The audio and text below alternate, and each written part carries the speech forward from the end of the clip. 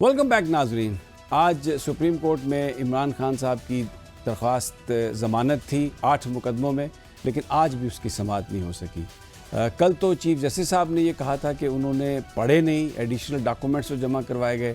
آج پروسیکیوٹر نے کہا کہ ان کی طبیعت خراب ہے، وہ بیمار ہیں اور آج سماعت نہیں ہو سکتی.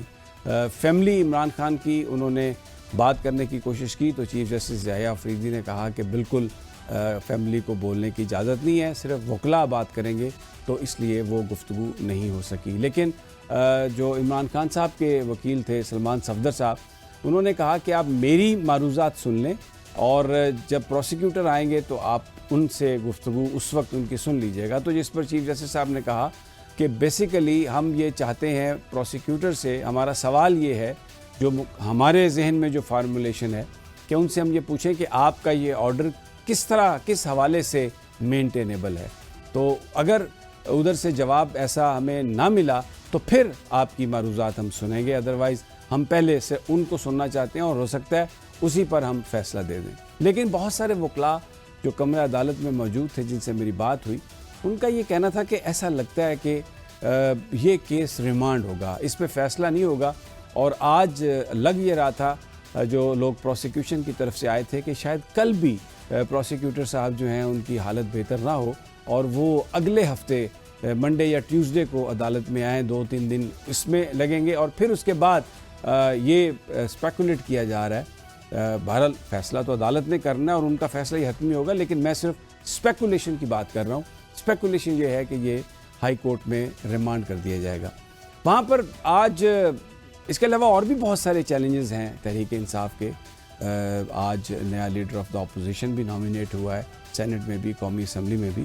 تو پی ٹی آئی کے رہنما جناب عمیر نیازی صاحب ہمارے ساتھ ہیں اور بڑے زبردست ان کی اپروچ ہے، پولیٹکس میں بڑے ایکٹیو ہیں.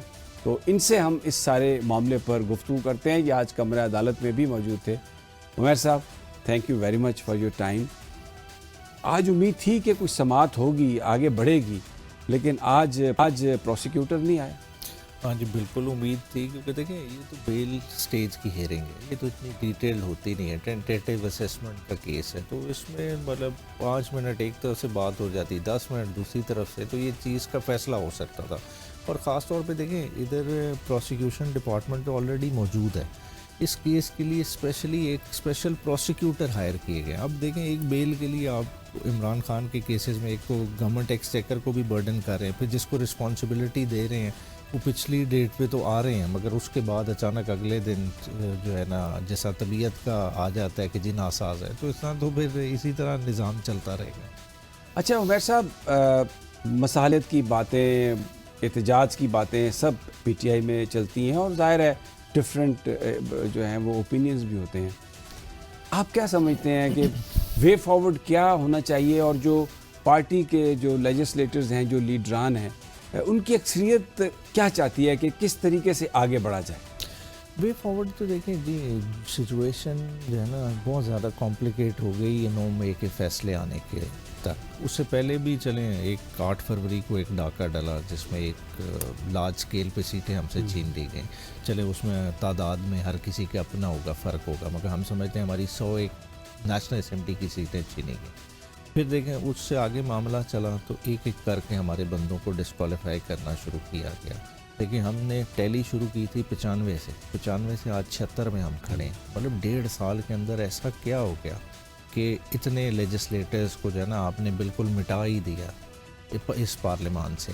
ساتھ ہی ساتھ ریزرو سیٹس کا فیصلہ جو کہ سرین پی ٹی آئی کی تھی، چلیں آپ کسی ٹیکنیکل بنیاد پہ ڈینائی کر دیتے پی ٹی آئی کو، مگر وہ کسی اور کو نہیں جا سکتی، مگر وہ بھی ہم نے فیس کیا.